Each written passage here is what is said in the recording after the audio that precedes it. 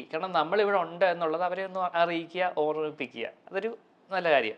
അപ്പം അങ്ങനെ ഒരിക്കൽ മെസ്സേജ് അയച്ചു. അപ്പോൾ ആള് നോർമലി നമ്മളോട് ചാറ്റ് ചെയ്തുകൊണ്ടിരുന്ന ആളാണ്. അപ്പം നോർമലി ചാറ്റ് ചെയ്തുകൊണ്ടിരുന്ന ഒരാളോട് അപ്പം നമ്മൾ ആദ്യമായിട്ട് നേരിട്ട് ഞാനൊരു ലൊക്കേഷനിൽ പോയപ്പോൾ അദ്ദേഹത്തെ കണ്ടു. ജസ്റ്റ് ചിരിച്ചു, സംസാരിക്കാൻ വേണ്ടി അങ്ങോട്ട് പോയപ്പോൾ ആളെന്തോ ഭയങ്കര ഒരു ആറ്റിറ്റ്യൂഡ് ഇട്ടിട്ട് അങ്ങോട്ടേക്ക് പോയി. ഞാൻ വിചാരിച്ചു ഇയാൾ എന്ത് മനുഷ്യനെ. പക്ഷേ അതിൻ്റെ ബാക്കി ഞാൻ പറഞ്ഞല്ലോ, ഞാൻ അന്ന് പറഞ്ഞില്ലേ ഈ ഒരു സംഭവം ഇൻസൾട്ട് ചെയ്യുന്നു. പക്ഷേ ദൈവം ഉണ്ടെന്ന് പറയുന്നതിന് തെളിവ് ഇതേ കൺട്രോളർ ഞാൻ ചെയ്ത ഒരു വർക്കിന്റെ കൺട്രോളറായിട്ട് വന്നു.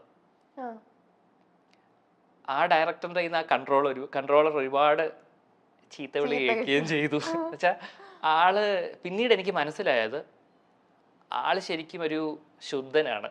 വലിയ ചുമ്മാ ഒരു ആറ്റിറ്റ്യൂഡ് ഇട്ട് നടക്കുന്നതേ ഉള്ളൂ. അപ്പൊ ആ ഒരു തിരിച്ചറിവ് എനിക്ക് കിട്ടി. വലിയ കാര്യമൊന്നും ഇല്ല, ഒരു പാവം പിടിച്ചൊരു മനുഷ്യനാണെന്ന് പിന്നീട് മനസ്സിലായി. അപ്പം ഒരു തെറ്റിദ്ധാരണകളാണ്.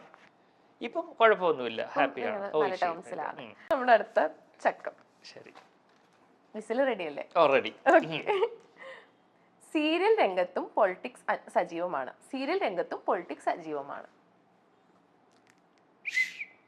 അങ്ങനെ തോന്നാൻ കാരണം പൊളിറ്റിക്സ് ചിലർക്ക് മാത്രം അവസരങ്ങൾ കൊടുക്കുക. അതായത് ഇന്ന ആള് നമുക്കും പ്രിഫറൻസ് കിട്ടിയിട്ടുണ്ട്. പക്ഷെ അത് ക്യാരക്ടറിനെ ബേസ് ചെയ്തിട്ട് അല്ല ഇന്ന ആളെന്ന് പറഞ്ഞിട്ട് ചിലര്. അതിപ്പം എനിക്ക് പക്ഷെ സീരിയലിന്റെ കാര്യത്തിൽ എനിക്ക് അത്ര ഒരുപാട് എടുത്തു പറയാനായിട്ടില്ല. ചില സിനിമകളുടെ കാര്യത്തിൽ അതുണ്ട്. ഓഡീഷൻസിനൊക്കെ പോകുമ്പോൾ അല്ലെങ്കിൽ മറ്റു ചില കാര്യങ്ങളിൽ ഇന്ന ആളാണ് എന്ന് പറയുമ്പോഴത്തേക്ക് നമുക്ക് ചില റിജക്ഷൻസ് ഫേസ് ചെയ്തത് നമ്മള് ഓക്കെ അതൊക്കെ ഓഡീഷൻ വഴിയാ. എന്നാൽ ചിലർ ഓഡീഷൻ വഴിയൊന്നും അല്ല, ഫേവറിറ്റിസം ഉണ്ട് ഉറപ്പായിട്ടും. അങ്ങനത്തെ പൊളിറ്റിക്സ് അല്ലാതെ പിന്നെ ഒരു സംഭവമുണ്ട്. ഈ ചില ആൾക്കാർ, അതായത് അതോറിറ്റീസ്, ഇതിനെ ഷൂട്ടിംഗ് സംബന്ധിച്ചുള്ള അതോറിറ്റീസിന്റെ കാര്യത്തിൽ ഒരു പ്രിഫറൻസ് കൂടുതൽ ചില ആർട്ടിസ്റ്റുകൾക്ക് കൊടുക്കാറുണ്ട്. അതൊരു ബേസ് ചെയ്തിട്ട് ഇൻ ദ സെൻസ് ഫെസിലിറ്റീസിന്റെ കാര്യത്തിൽ. അത് ഇന്ന ആള് ഇപ്പം നമ്മളോട് ചോദിച്ചു കഴിഞ്ഞാൽ പക്ഷെ ഞാൻ ഒരിക്കലും ചോദിച്ച് വാങ്ങിക്കാറില്ല. നമുക്ക് കിട്ടുന്നതൊക്കെ സന്തോഷം. ഇപ്പം എ സി റൂംസ് ഒക്കെ ഇപ്പം നമുക്ക് ഓക്കെയാണ്. പണ്ട് തുടങ്ങിയ കാലഘട്ടങ്ങളിലൊക്കെ ചിലപ്പോൾ അത് ഞങ്ങളുടെ ഷൂട്ടൊക്കെ പുറത്തായിരുന്നു, ഡൽഹി ബോംബെ ഒക്കെ ആയിരുന്നു. അപ്പോൾ അതുകൊണ്ട് എന്തായാലും നല്ല റൂംസും കാര്യങ്ങളൊക്കെ നല്ല ഇതാണ്. പക്ഷെ ഒരു വർക്കിൽ വന്നപ്പോഴത്തേക്ക് ഇന്ന ആളെ മാത്രം ഒരു പ്രത്യേകം, അതായത് ചിലപ്പം വർക്ക് നേരത്തെ കഴിഞ്ഞാൽ അവരെ പ്രത്യേകം ഒരു വണ്ടിക്കകത്ത്. ഞാൻ ഒരിക്കൽ ഒരു പ്രോജക്റ്റിൽ നൈറ്റ് ഷൂട്ട് കഴിഞ്ഞു, എനിക്ക് നേരത്തെ കഴിഞ്ഞതാണ്. അപ്പോൾ അവിടുത്തെ ഒരു കൺട്രോളർ പറഞ്ഞു കഴിഞ്ഞു പൊക്കോ എന്നൊക്കെയാണ്. അപ്പം നമ്മുടെ ഇവിടെ അങ്ങുമല്ല, കേരളത്തിന് പുറത്താണ്. നമ്മൾ പോകാൻ വേണ്ടിയിട്ട് ആ വണ്ടിയിൽ കയറി, ഞാനും എൻ്റെ വേറൊരു ഫ്രണ്ട്സും ആർട്ടിസ്റ്റുകളൊക്കെ. അപ്പോൾ അവിടുത്തെ ഒരു ലേഡി ആർട്ടിസ്റ്റിനെ ഇതുപോലെ കഴിഞ്ഞു. അപ്പോൾ അവരെ കൊണ്ട് വിടാൻ വേണ്ടിയിട്ട്, അപ്പം നമ്മളും ആ വണ്ടിയിൽ സഞ്ചരിച്ചു എന്ന് പറഞ്ഞിട്ട് കുഴപ്പമൊന്നുമില്ല, നമ്മൾ ഒരേ ഹോട്ടലിൽ തന്നെ സ്റ്റേ ചെയ്യുന്നത്. പക്ഷെ അത് ഉടനെ കൺട്രോളർ പറഞ്ഞു എവിടെ പോകും, ഇറങ്ങ. അപ്പം ഞാൻ വിചാരിച്ചു എന്തുവാ ഇത് എന്ന് വെച്ചാൽ നമ്മളൊരു വാഹനത്തിൽ കയറിയിരിക്കാനുള്ള കൊതി കൊണ്ടൊന്നുമല്ല, മറിച്ച് നമുക്ക് വർക്ക് കഴിഞ്ഞു എന്നോട് പോകാൻ പറഞ്ഞിട്ടാണ് ഞാൻ പോയത്. പിന്നീട് നമ്മൾ കയറി ഇരുന്നിട്ട് ഇറങ്ങ ഇങ്ങോട്ടെന്ന് പറഞ്ഞു കഴിഞ്ഞാൽ എനിക്ക് ഭയങ്കര ഒരു ഇൻസൾട്ടിങ് ആയിട്ട് അന്ന് തോന്നി. ഇപ്പൊ പിന്നെ ബോധേഡല്ല, ഒന്നും തോന്നലില്ല. ആണോ ഓടാ എന്നൊക്കെയുള്ള ബാക്കി പറയുന്നില്ലേ, അത്രേ ഉള്ളൂ.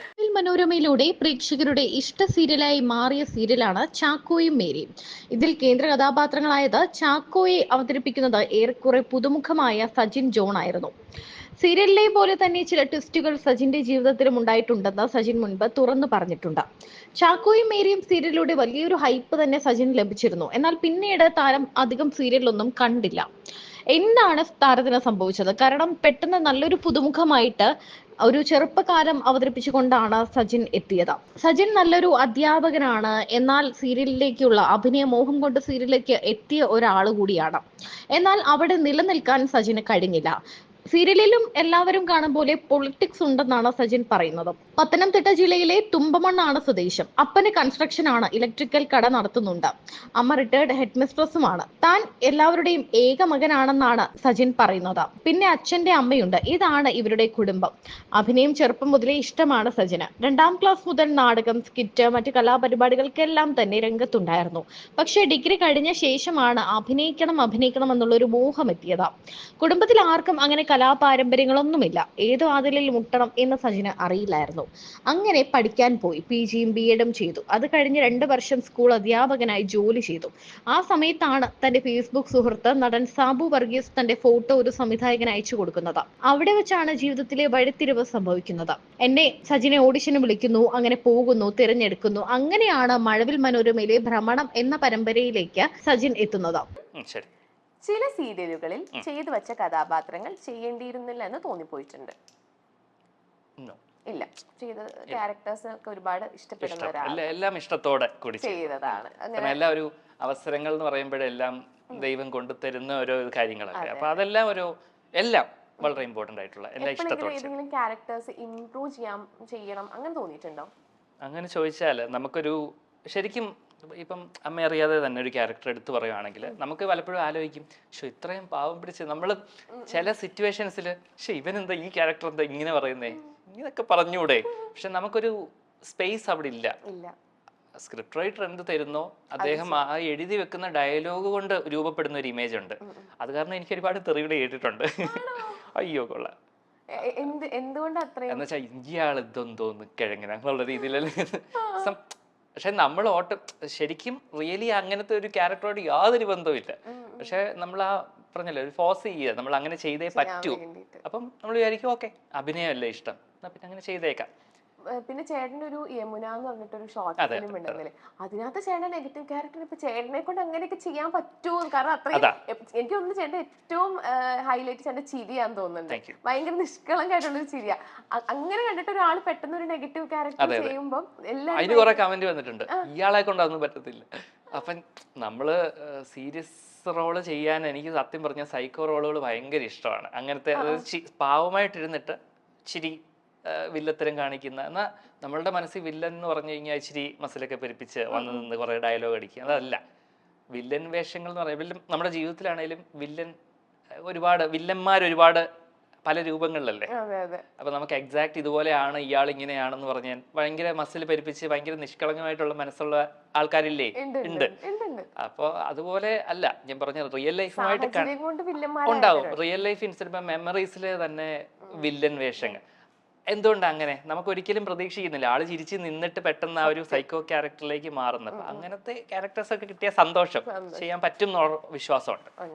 അതേസമയം അഭിനയവും അധ്യാപനവും കൂടി കൊണ്ടുപോകാൻ സാധിക്കില്ല. ഏത് കൊള്ളണം ഏത് തള്ളണം എന്ന് സജിൻ അറിയില്ലായിരുന്നു. അങ്ങനെ ആ ഒരു വലിയ റിസ്ക് എടുത്തിട്ടാണ് അഭിനയത്തിലേക്ക് എത്തിയത്. കഷ്ടപ്പെട്ട് പഠിച്ചു നേടിയ അധ്യാപന ജോലി ഉപേക്ഷിച്ചു. അധ്യാപികയായ അമ്മയടക്കം കുടുംബം ഫുൾ സപ്പോർട്ട് നൽകി. അതുതന്നെയായിരുന്നു സജിന്റെ ഇന്ധനം. ഈശ്വരാനുഗ്രഹം കൊണ്ട് ആ ചെറിയ വേഷം വളരെ വലിയ രീതിയിൽ ശ്രദ്ധിക്കപ്പെട്ടു. ആ സമയത്ത് ചാക്കോയും മേരിയും സീരിയലും തുടങ്ങി. അതിലെ കുട്ടി ചാക്കോയ്ക്ക് ചുരുണ്ട മുടിയുണ്ട്, സജിനും ചുരുണ്ട മുടി. അത് കണ്ടപ്പോൾ സജിൻ ആത്മകഥം ചെയ്തിട്ടുണ്ട്, ചാക്കോ വളരുമ്പോൾ ആ കഥാപാത്രം ചെയ്യാൻ ഞാൻ ഫിറ്റ് ആണല്ലോ എന്ന്.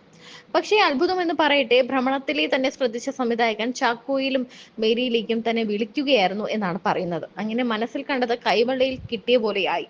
ചെറുപ്പകാലം അമ്മ മലപ്പുറം താനൂരിലായിരുന്നു വർഷങ്ങൾ ജോലി ചെയ്തത്. അങ്ങനെ കുട്ടിക്കാലത്ത് 3-4 വർഷം അവിടെ വാടക വീട്ടിലൊക്കെ സജിൻ താമസിച്ചിട്ടുണ്ട്.